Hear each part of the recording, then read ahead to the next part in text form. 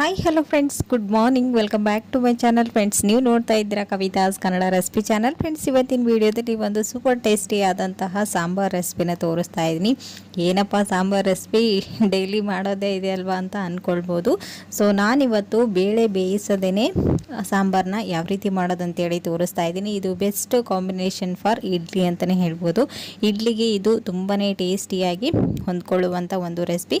ಬನ್ನಿ ಫ್ರೆಂಡ್ಸ್, ಹಾಗಾದರೆ ತಡ ಮಾಡ್ದೇನೆ ಈ ಒಂದು ರೆಸಿಪಿನ ಯಾವ ರೀತಿ ಮಾಡೋದು, ಇದಕ್ಕೆ ಬೇಕಾಗೋ ಸಾಮಾನುಗಳು ಯಾವ ಅಂತೇಳಿ ನೋಡ್ಕೊಂಬರೋಣ. ಇಲ್ಲಿ ಮೊದಲೇದಾಗಿ ನೋಡ್ತಾ ಇದ್ದೀರಾ, ನಾನು ಒಂದು 5 ರಿಂದ 6 ಹಸಿಮೆಣಸಿನಕಾಯಿನ ತೊಗೊಂಡಿದ್ದೀನಿ. ಹಾಗೆ 2 ಈರುಳ್ಳಿ, 1-2 ಟೊಮೆಟೊ, ಹಾಗೆ ಸ್ವಲ್ಪ ಕೊಬ್ಬರಿನ ತೊಗೊಂಡಿದ್ದೀನಿ. ಹಾಗೆಯೇ 1 ಗಡ್ಡೆಯಷ್ಟು ಬೆಳ್ಳುಳ್ಳಿನ ಸಿಪ್ಪೆ ಬಿಡಿಸಿ ಇಟ್ಕೊಂಡಿದ್ದೀನಿ. ಇವಾಗ ಇವೆಲ್ಲನೂ ನಾವು ಬೇಯಿಸ್ಕೊಂಡು ತೊಗೊಳ್ಬೇಕು. ಸೊ ನೋಡ್ತಾ ಇದ್ದೀರಾ, ಇನ್ನು ಎಕ್ಸ್ಟ್ರಾ ವೆಜಿಟೇಬಲ್ಸ್ ಏನು ಬೇಕಾಗಿಲ್ಲ, ಜಸ್ಟ್ ಟೊಮೆಟೊ, ಈರುಳ್ಳಿ, ಹಸಿಮೆಣಸಿನಕಾಯಿ ಇದ್ದರೆ ಸಾಕು. ಇವಾಗ ಇಲ್ಲಿ ನೋಡ್ತಾ ಇದ್ದೀರಾ, ನಾನು ಒಂದು ಪ್ಯಾನಲ್ಲಿ ನೀರನ್ನು ಬಿಸಿ ಮಾಡೋದಕ್ಕೆ ಇಟ್ಟಿದ್ದೀನಿ. ನೀರು ಈ ರೀತಿ ಚೆನ್ನಾಗಿ ಕುದಿ ಬಂದ ನಂತರ ನಾವು ತಗೊಂಡಿರುವಂತಹ ಈ ಎಲ್ಲ ವೆಜಿಟೇಬಲ್ಸ್ನ ಹಾಕಿ ಚೆನ್ನಾಗಿ ಕುದಿಸ್ಕೊಳ್ಬೇಕು. ಇವಾಗ ನೋಡ್ತಾ ಇದ್ರೆ ಇದಕ್ಕೆ ಟೊಮೆಟೊ, ಈರುಳ್ಳಿ, ಹಸಿಮೆಣಸಿನಕಾಯಿ ಮತ್ತು ಬೆಳ್ಳುಳ್ಳಿ ಎಲ್ಲನೂ ಹಾಕಿ ಇದನ್ನು ಚೆನ್ನಾಗಿ 1-2 ನಿಮಿಷಗಳ ಕಾಲ ಬೇಯಿಸ್ಕೊಂಡು ತಗೊಳ್ಳೋಣ. ನೀವು ಕುಕ್ಕರಲ್ಲಿ ಆದ್ರೂ ಕೂಡ ಬೇಯಿಸ್ಕೊಳ್ಬೋದು, ತುಂಬ ಈಸಿ ಆಗುತ್ತೆ. ಇವಾಗ ಇದಕ್ಕೆ ಸ್ವಲ್ಪ 1-2 ಪೀಸ್ನಷ್ಟು ಹುಣಸೆ ಹಣ್ಣು, ಹಾಗೆಯೇ ಹಸಿ ಕರಿಬೇವು ಮತ್ತು ಕೊತ್ತಂಬರಿ ಸೊಪ್ಪನ್ನು ಕೂಡ ಹಾಕ್ತಾ ಇದ್ದೀನಿ. ಡೈರೆಕ್ಟಾಗಿ ನಾವು ಕರಿಬೇವು ಕೊತ್ತಂಬರಿ ಸೊಪ್ಪನ್ನು ಹಾಕ್ಬೋದು, ಒಗ್ಗರಣೆಯಲ್ಲೇ ಹಾಕ್ತೀವಿ, ಬಟ್ ಆದರೆ ತೆಗೆದಿಡ್ತಿರ್ತಾರೆ. ಸೊ ಹಾಗಾಗಿ ಈ ರೀತಿ ಇದರಲ್ಲಿನೇ ಬೇಯಿಸ್ಕೊಂಡು ನೀವು ಗ್ರೈಂಡ್ ಮಾಡಿಕೊಂಡ್ರೆ ಆವಾಗ ಇಂಡೈರೆಕ್ಟಾಗಿ ಎಲ್ಲನೂ ತಿಂತಾರೆ. ಸೊ ಕರಿಬೇವು ಸೊಪ್ಪು ಹೆಲ್ತಿಗೆ ತುಂಬಾ ಒಳ್ಳೆಯದು, ರಕ್ತ ಶುದ್ಧಿ ಮಾಡುವಂಥ ಒಂದು ಗುಣ ಇರೋದು ಈ ಒಂದು ಕರಿಬೇವಿಗೆ. ಸೊ ತೆಗೆದಿಡ್ತಾ ಇರ್ತಾರೆ ಮಕ್ಕಳು ಮತ್ತು ಮನೆಯಲ್ಲಿ. ಸೊ ಈ ರೀತಿ ಮಾಡಿ ತುಂಬಾ ಚೆನ್ನಾಗಿರುತ್ತೆ, ಇಂಡೈರೆಕ್ಟಾಗಿ ಅವರ ಹೊಟ್ಟೆಗೆ ಸೇರಿಸ್ದಾಗುತ್ತೆ. ಓಕೆನಾ, ಇವಾಗ ಇಲ್ಲಿ ನೋಡ್ತಾ ಇದ್ದೀರಾ 1-2 ಮಿನಿಟ್ಸ್ ಇದನ್ನು ಚೆನ್ನಾಗಿ ಬೇಯಿಸ್ಕೊಂಡಿದ್ದೀನಿ. ಎಲ್ಲ ನೀರನ್ನು ಹಿಂಕೊಂಡಿದೆ, ಹಾಗೆಯೇ ಎಲ್ಲನೂ ಚೆನ್ನಾಗಿ ಬೆಂದಿದೆ. ಕೊಬ್ಬರಿನೂ ಕೂಡ ಅಷ್ಟೇ, ನೀವು ಹಸಿ ಕೊಬ್ಬರಿ ಆದರೂ ಇನ್ನೂ ಟೇಸ್ಟ್ ಚೆನ್ನಾಗಿರುತ್ತೆ ಈ ಸಾಂಬಾರಿಗೆ. ನಾನಿಲ್ಲಿ ಒಣ ಕೊಬ್ಬರಿನ ಯೂಸ್ ಮಾಡಿದ್ದೀನಿ. ಇವಾಗ ಇದನ್ನು ಸ್ವಲ್ಪ ತಣ್ಣಗಾದ ನಂತರ ಮಿಕ್ಸಿ ಜಾರ್ಗೆ ಹಾಕ್ಕೊಂಡು ನೀಟಾಗಿ ಗ್ರೈಂಡ್ ಮಾಡ್ಕೊಂಡು ತೊಗೊಳ್ಳಿ.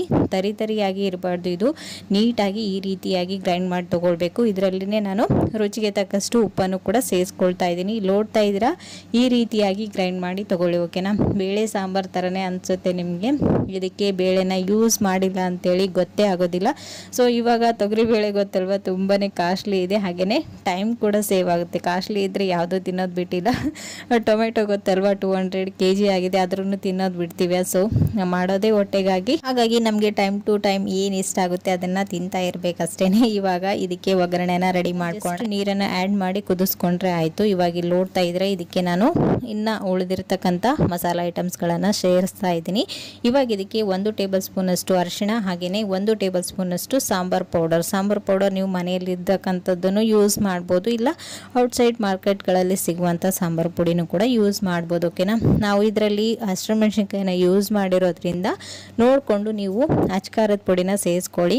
ಈ ಹಸಿಮೆಣಸಿನಕಾಯಿ ಅಷ್ಟೊಂದು ಖಾರ ಇಲ್ಲ, ಸೊ ಹಾಗಾಗಿ ನಾನಿಲ್ಲಿ 1 ಟೇಬಲ್ ಸ್ಪೂನಷ್ಟು ಅಚ್ಕಾರದ ಪುಡಿನೂ ಕೂಡ ಯೂಸ್ ಮಾಡಿದ್ದೀನಿ. ಇವಾಗ ಇಲ್ಲಿ ನೋಡ್ತಾ ಇದ್ರೆ ಇದೆಲ್ಲವನ್ನು ಹಾಕಿ 1-2 ನಿಮಿಷ ಇದನ್ನು ನೀಟಾಗಿ ಬೇಯಿಸ್ಕೊಳ್ಳಿ. ಈ ರೀತಿ ಆಯಿಲ್ ಮೇಲ್ಗಡೆ ಸಪ್ರೇಟ್ ಆಗ್ತಾ ಇದೆ ಅಂದಾಗ ಇದು ಪರ್ಫೆಕ್ಟ್ ಆಗಿ ಕುಕ್ ಆಗಿದೆ ಅಂತೇಳಿ ಅರ್ಥ. ಇವಾಗ ಇದಕ್ಕೆ ನಿಮಗೆ ಎಷ್ಟು ಬೇಕು ತಿಕ್ಕಾಗಿ ಸಾಂಬಾರು ನೋಡಿಕೊಂಡು ನೀವು ನೀರನ್ನು ಸೇರಿಸ್ಕೊಳ್ಳೋದು. ಹುಣಸೆ ಹಣ್ಣಿನ ನೀರನ್ನು ಹಾಕೋದು ಏನು ವರಿ ಇಲ್ಲ, ನಾವು ಮೊದಲಿಗೆ ಹುಣಸೆ ಹಣ್ಣನ್ನು ಹಾಕ್ಕೊಂಡು ಗ್ರೈಂಡ್ ಮಾಡ್ಕೊಂಡಿರೋದ್ರಿಂದ ಇದರಲ್ಲಿ ಹುಣಸೆ ಹಣ್ಣು ಆ್ಯಡ್ ಆಗಿದೆ. ಸೊ ಇವಾಗ ನೋಡಿಕೊಂಡು ನೀರನ್ನು ಸೇರಿಸ್ಕೊಂಡು ನೀವು ರುಚಿಗೆ ತಕ್ಕಷ್ಟು ಉಪ್ಪು ಖಾರನ ಅಡ್ಜಸ್ಟ್ ಮಾಡಿಕೊಂಡು ಸ್ವಲ್ಪ ಸಕ್ಕರೆನೂ ಕೂಡ ಆ್ಯಡ್ ಮಾಡಿ, ಯಾಕಂದರೆ ಇದರಲ್ಲಿ ಬೇಳೆ ಏನು ಯೂಸ್ ಮಾಡಿಲ್ಲ. ಸೊ ಟೊಮೆಟೊ ಎಲ್ಲನೂ ಹಾಕಿರೋದ್ರಿಂದ ಸ್ವಲ್ಪ ಉಪ್ಪು ಖಾರ ಬ್ಯಾಲೆನ್ಸ್ ಮಾಡುತ್ತಂತೇಳಿ ಅಷ್ಟೇ ನೋಡಿಕೊಂಡು ಸೇರಿಸ್ಕೊಳ್ಳಿ, ಬೇಕಂದರೆ, ಇಲ್ಲಾಂದರೆ ಸ್ಕಿಪ್ ಕೂಡ ಮಾಡ್ಬೋದು.